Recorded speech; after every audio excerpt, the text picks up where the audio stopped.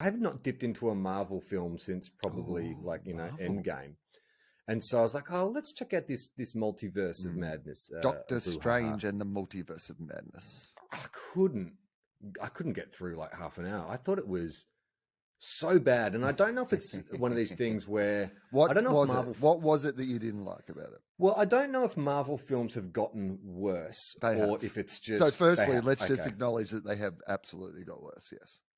It just everything about it just like the charm and the casting of the phase one films, like they seem to just nail it every single time. They had it was like the Pixar magic formula. Mm-hmm.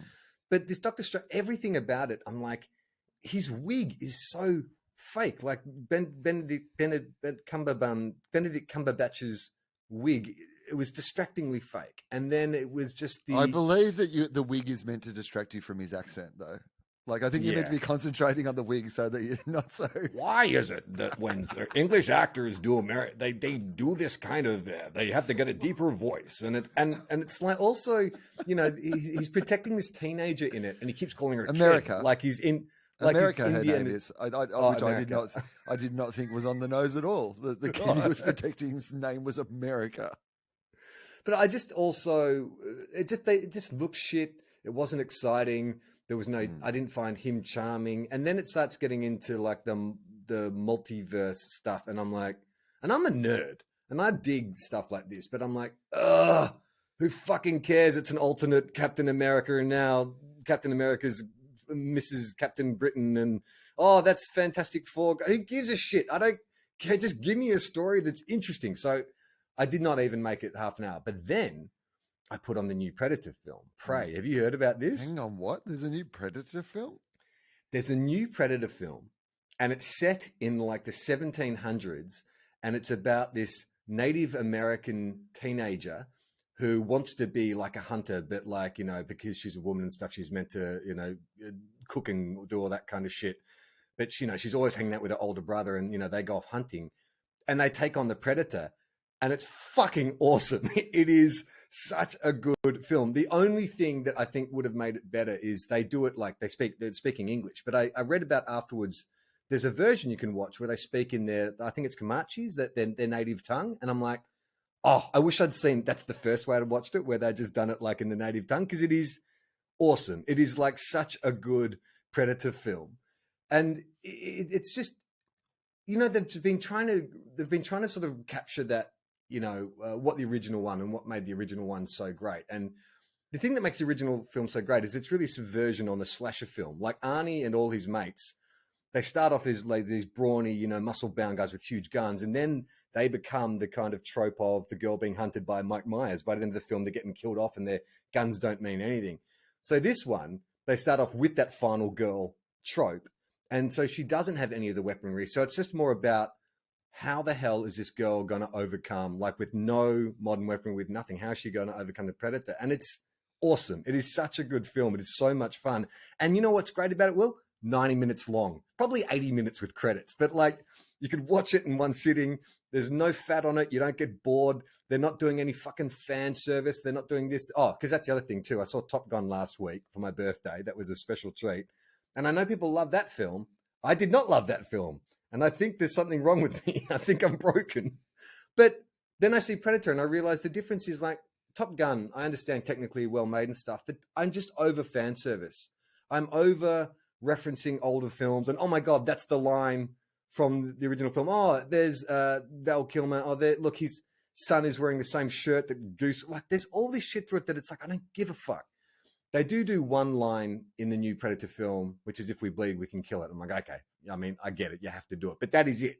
The rest of it, it's just completely new, or at least a new take on the same thing.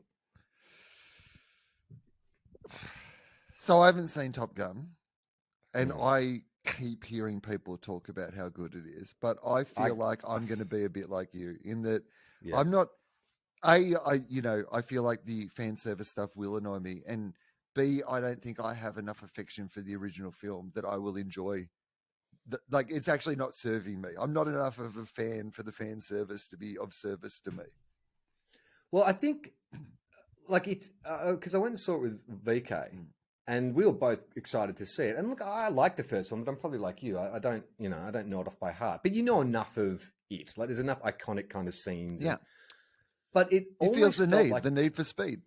Yeah, but it almost feels like a spoof. It is so slavishly, dedicated to the original, like music cues and everything like that. You sort of like, hang on, what are they doing? Like a remake? And then there's some just bizarre character choices, which I guess, make people happy as an audience member. But if you think about it logically for a second, makes the character insane. So like Maverick, in the 30 or 40 years since the first film, has not progressed as an individual, like has not grown, still wears the same clothes. Like if you knew someone like that in 40 years was still wearing the same bomber jacket and riding the same motorbike, like, wouldn't you be like, fuck, this dude is like, he's stunted. Like he has an inability, he's having a midlife crisis. He has not got over his 20s. He still dresses and acts like he did in his 20s. And do they not explore that, though? They don't explore any aspect It's just accepted. Of that being... Maverick, he's just Maverick. He's just like, the name says it all. He's a Maverick. It's kind of the least Maverick thing to do.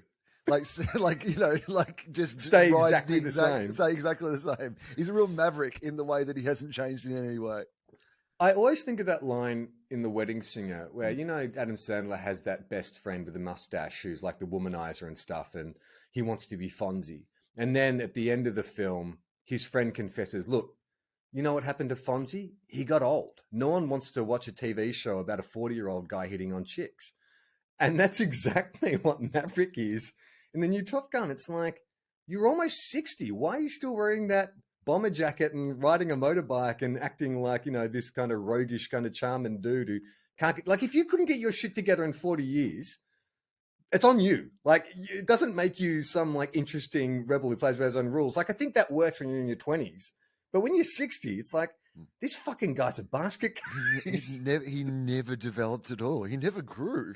Like, the one thing that's essential to human beings is going on some sort of journey of growth and discovery. But they make that his kind of strength. Like, that's the thing that makes him, they have to, there's a suicide mission and he gets asked to come in and, lead this group of new young fighter pilots. Yeah. But the other thing about it, and this is sort of minor spoilers, but I think from the trailers you can get it. So who's the dude from Whiplash? Miles Teller. Miles Teller. He plays the son of Goose, which is fine.